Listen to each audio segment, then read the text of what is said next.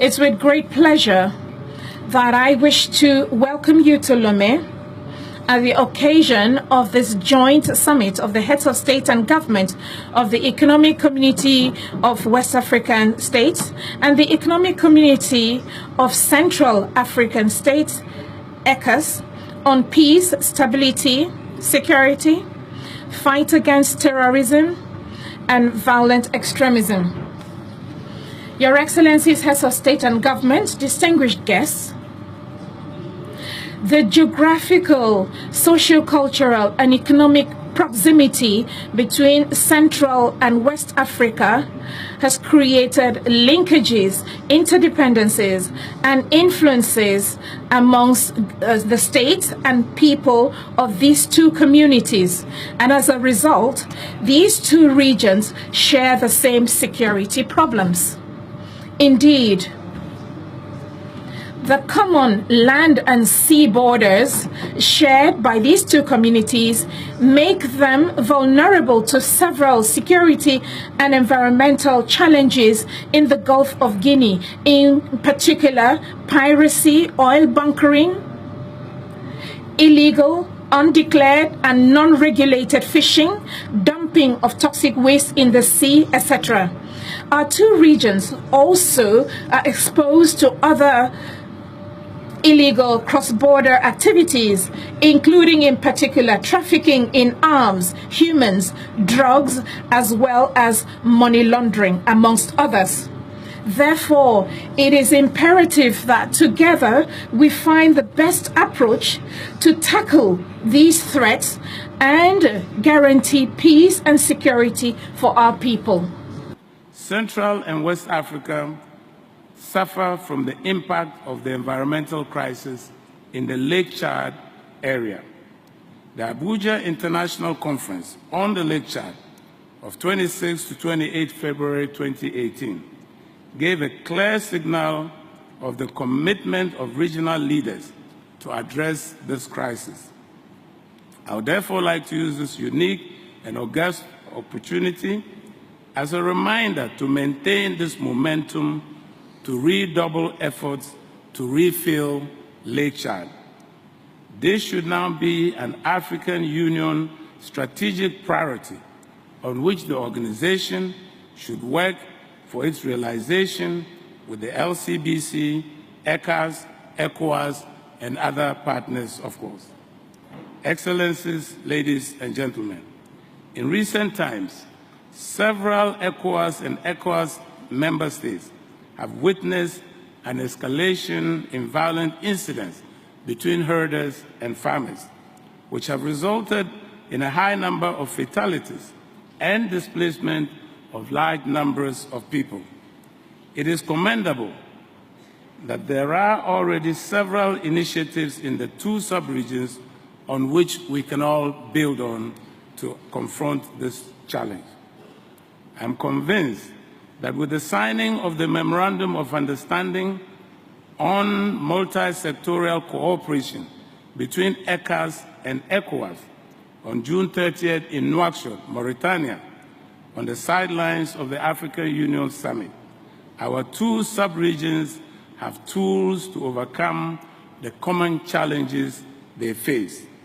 The United Nations, through UNOCA and UNOWAS in particular, will always be at your side to support your joint efforts. I commend the different initiatives taken by ECOWAS and ECOWAS in recent years to tackle this situation. The creation of the multinational joint task force, which is charged with combating the terrorist group Boko Haram, and the G5 Sahel joint force, as well as joint actions in fighting maritime piracy, amongst others, expression of political will that demonstrate a determination to scale the various regional boundaries so that these challenges are addressed, because there are common security challenges. The various measures articulated are aligned with the prolonged efforts carried out by the African Union to promote interregional synergies I want to refer to the Nouakchott process on strengthening security cooperation in the Sahel region, which brings together countries from North Africa, West and Central Africa, and the regional cooperation for the elimination of the Lord's Resistance Army initiative, to which countries in West, East and Central Africa have made contributions. Whether we're talking about measures taken at the regional or continental level, these initiatives will make it possible to lay the building blocks for an approach that an African doctrine will be used to face these asymmetric threats. They demonstrate our determination to find specific responses that are adapted to our environment as part of the African peace and security architecture. Your Excellencies, ladies and gentlemen, this joint summit demonstrates that everyone acknowledges the efforts deployed thus far, even though they are laudable, but they are insufficient. There is need to do more. Your Excellencies and Heads of States and dear colleagues, when it comes to the fight against terrorism and all forms of violence which are being imposed upon our peoples, I'm happy that we have registered so much of success through the joint regional force. And this more than shows that we need to come together to face the security challenges that the two regions have to cope with. And especially when it comes to the implementation of a decision by the Commissioner of the Lake Chad, which were co-signed by both ECOWAS and ECOWAS to allow fight efficiently terrorism. Ladies and gentlemen, beyond the issue of terrorism and violent extremism and the ECOWAS and ECOWAS region considered by this summit, we also need to expand our interregional cooperation space and scope to other issues.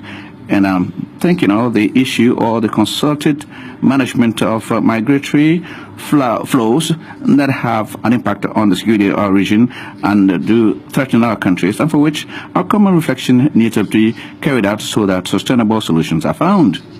I can't close this address before I extend my congratulations to the member countries of ECOWAS and ECOWAS for their attendance of this important meeting, which in my view is the materialization of our will to work together towards the promotion of peace and stability in view of the development of our continent.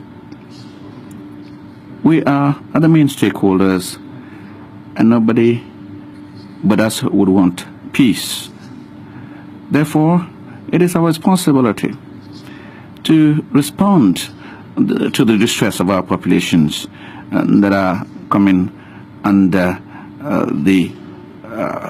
those extremists. On this note, ladies and gentlemen, I do declare open the joint summit between ECOWAS and ECOWAS on peace, security, stability, and the fight against violent extremism within the ECOWAS and ECOWAS regions. Now, thank you so much.